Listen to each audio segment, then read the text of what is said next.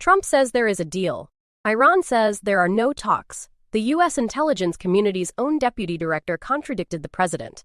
And while those contradictions played out in public, Israeli jets were blacking out Tehran's power grid for the fourth straight week. So what is actually happening right now? And who is telling the truth? This is day 24, and the fog just got thicker. Let's start with what we can confirm. On the ground in Tehran today, Israeli airstrikes targeted a significant range of infrastructure. The IDF confirmed strikes on weapons production sites, an Iranian army base used for missile training and storage, a Ministry of Defense facility, a Revolutionary Guard Air Force production site, and 2 command nodes, the headquarters of the Iranian Ministry of Intelligence, and an emergency command post of internal security forces. Residents reported widespread blackouts across eastern, western, and northern Tehran following those strikes. Iranian media confirmed the explosions. The power grid took hits. On the northern front, the IDF chief of staff approved plans to deepen the ground offensive in southern Lebanon. The IDF struck the Kazmia Bridge over the Litani River, part of a stated policy to destroy all bridges over the Litani and disrupt Hezbollah's weapons supply lines. Since Hezbollah entered this war, Israeli forces have struck more than 2,000 targets. Inside Israel, the picture is mixed. More than 95% of incoming missiles have been intercepted, but that 5% matters. Debris fell overnight in multiple locations. Sirens sounded across central, southern, and northern Israel. And in a significant incident, the IDF confirmed that an Israeli civilian was killed by Israeli artillery fire that missed its target. Shells fired at the wrong angle, striking near a community instead of enemy positions. Senior commanders called it severe. Over 4 weeks, more than 4,700 people have been evacuated to hospitals across Israel. 123 remained hospitalized this morning. That is the confirmed ground picture. Now here is where it gets complicated. While Israeli jets were hitting Tehran, Donald Trump stepped in front of cameras and announced something extraordinary. He said negotiations with Iran had taken place, that they had gone. In his words, perfectly, that there were major points of agreement, almost all points of agreement, and that a complete and total resolution was within reach. He extended his 48-hour strike deadline by 5 days. Iran's foreign ministry responded within the hour. No contacts, direct or indirect. No negotiations. Full denial. That alone would be a significant diplomatic contradiction. But there is a third layer. The deputy director of the Director of National Intelligence, a senior figure inside Trump's own intelligence apparatus, had already gone on record contradicting the president's version of events. Not a political opponent, not a foreign government, a U.S. intelligence official. When asked who Steve Witkoff was speaking to inside Iran, Trump said, and this is a direct quote, "I can't say. I don't want them to be killed." That answer is worth sitting with. Either there is a genuine backchannel so sensitive that naming the contact would endanger their life, which is plausible in a war that has eliminated 3 layers of Iranian leadership, or the president could not name anyone because there is no one to name. One of the most respected economists in the United States, speaking from Beijing, put it plainly on record, it is impossible that there has been a resolution of major issues.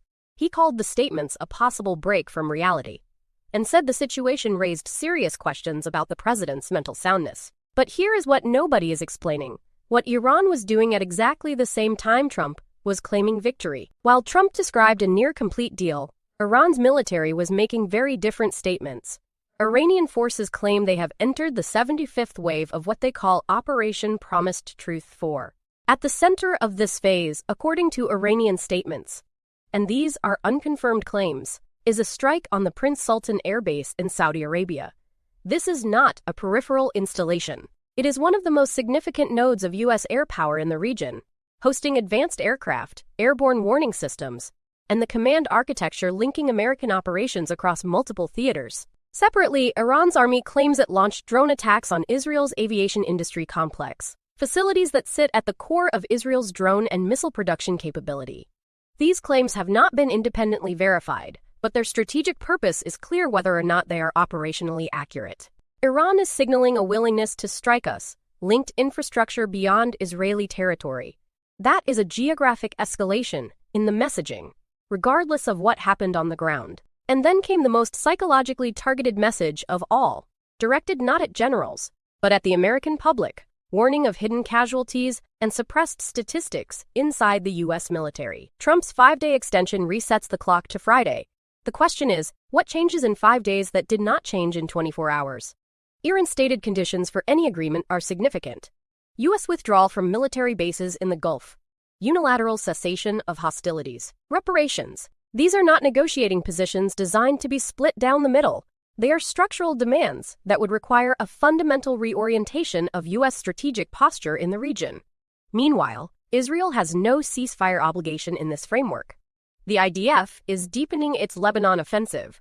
An Israeli cabinet minister publicly called for annexing southern Lebanon this morning. U.S. Ambassador Mike Huckabee has stated that Israel can claim whatever territories it chooses. This means that even if Trump and Iran were speaking, and Iran denies it, the war is not pausing. It is accelerating on 2 of its 3 fronts simultaneously. 5 days is not a diplomatic runway. 5 days is a pressure deadline dressed as an opportunity. And the pressure cuts both ways. Here is why neither side has a clean exit. Iran cannot accept Trump's terms without dismantling the core of its regional posture. The deterrence architecture it has spent 40 years building. Any deal that looks like capitulation risks triggering the internal collapse it has been fighting to prevent. But continued escalation carries its own ceiling. 3 layers of IRGC and regime leadership have been eliminated.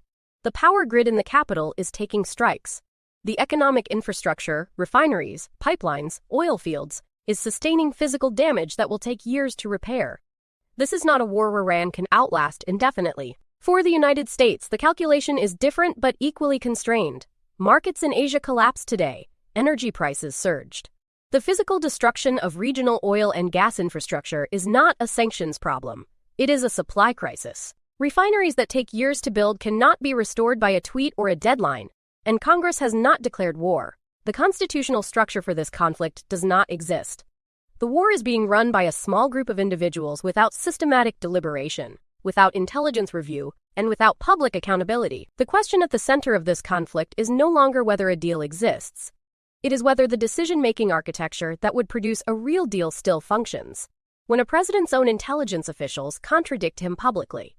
When the country he claims to be negotiating with denies the conversation happened. When an economist in Beijing watches Asian stock markets collapse and calls this a war of whim. The problem is not tactics. The problem is the machinery of governance itself. History does not remember wars for the deals that were announced. It remembers them for the decisions that were never made in time. 5 days. Watch what happens. Not to the deadline, but to the honesty around it.